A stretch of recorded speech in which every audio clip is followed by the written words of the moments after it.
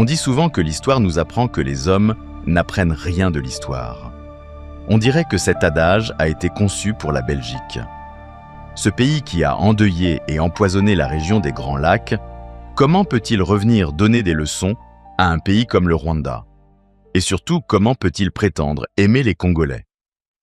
Polyscoop vous propose un petit voyage dans le temps. Le récit suivant a été réalisé par les journalistes du journal Le Monde. Ils parlent eux-mêmes de la cruauté de leur roi face au peuple congolais. Cet homme s'appelle Salah. Il regarde le pied et la main coupés de Boali, sa fille âgée de 5 ans. Ce cliché a été pris en 1904, au cœur de l'État indépendant du Congo, une immense propriété privée qui emploie des millions de travailleurs exploités. Pour forcer les Congolais à travailler, l'armée de Léopold II, la force publique, attaque des villages. Ceux qui refusent de collecter le latex et ceux qui ne livrent pas les quantités de caoutchouc toujours plus importantes exigées par le roi des Belges. S'ensuivent pillages, prise d'otages, coups de fouet, viols, meurtres et massacres de masse. Les gardes africains de la force publique qui commettent ces crimes vont jusqu'à couper les mains, mais aussi les pieds de leurs victimes. Pourquoi ? Parce que les balles distribuées aux gardes de la force publique sont comptées. Les officiers blancs craignent que leurs hommes les accumulent en prévision d'une rébellion. Alors, pour s'assurer que leurs soldats utilisent ces balles pour tuer des gens, les officiers leur imposent cette règle. Une cartouche utilisée égale une personne tuée égale une main coupée. Voilà le premier crime de la Belgique. Les historiens parlent de 13 millions de Congolais assassinés par le roi des Belges à lui seul.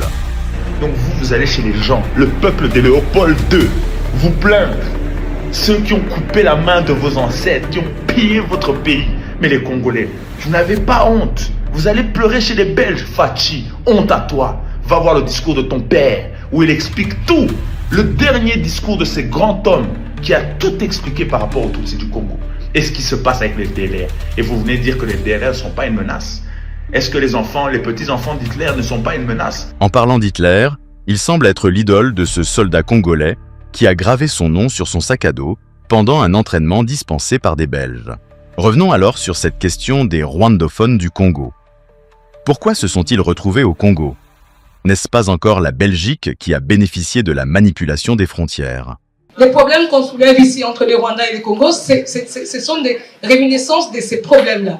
Donc, je pense que la Belgique doit aussi se pencher sur ce qui se passe aujourd'hui parce qu'elle a une responsabilité dedans.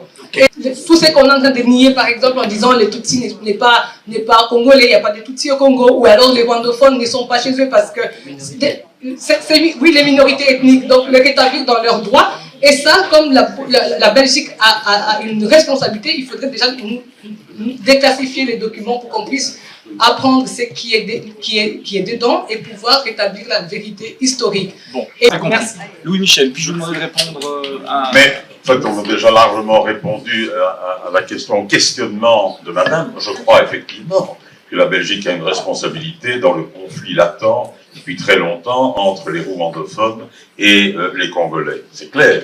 Je voudrais d'ailleurs dire, parce que ça ne se dit jamais, hein, il y a toujours un mauvais, c'est le Rwandais, et de l'autre côté, c'est le bon.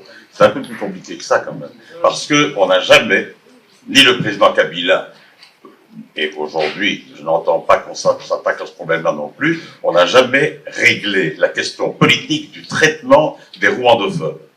Jamais. On a en fait cristallisé le débat, je dirais presque de manière ethnique, mais on n'a jamais été à la rencontre des frustrations des rwandophones et aussi, je dirais, du questionnement identitaire dont ils sont souvent l'objet.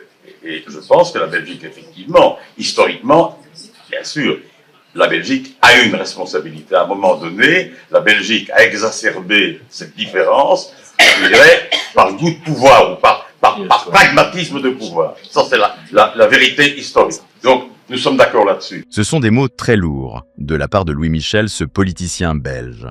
La Belgique a exacerbé ces différences, pour reprendre ces mots. Mais surtout, n'oublions pas qu'elle a même créé ces différences. La Belgique est coupable non seulement de ce qui se passe au Congo, mais aussi de l'idéologie génocidaire dans la région des Grands Lacs.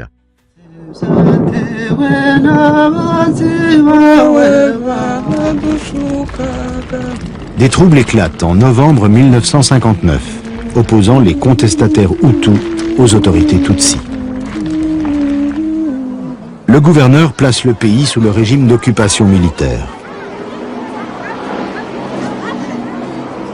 Il confie tous les pouvoirs au colonel Logiste. Le colonel Logiste est un homme énergique. Dès son arrivée à Kigali, la capitale du Rwanda, en novembre 1959, un grand nombre de chefs et sous-chefs Tutsis sont arbitrairement destitués et remplacés à la hâte par des Hutus. Les Tutsis, maltraités, menacés dans leurs biens, commencent à prendre le chemin de l'exil. Le colonel Logiste reçoit l'appui sans réserve de l'archevêque, Monseigneur Pérodin. Il rétablit l'ordre, le seul ordre possible dans son esprit, un ordre Hutu excluant les Tutsis, malgré les protestations du roi Kigeri. C'est cette idéologie enseignée et encouragée par la Belgique qui va conduire au génocide contre les Tutsis au Rwanda en 1994. Pendant ce génocide, les troupes belges vont abandonner les Tutsis, les laissant entre les mains des génocidaires. Dans le conflit actuel en RDC, la Belgique a encore choisi le mauvais côté de l'histoire. Elle soutient ceux qui massacrent les Tutsis congolais.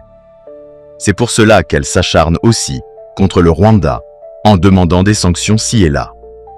S'il faut sanctionner un pays pour le mal dans la région des Grands Lacs, il faudrait commencer par la Belgique. I even hear, surprisingly, I always hear countries like Belgium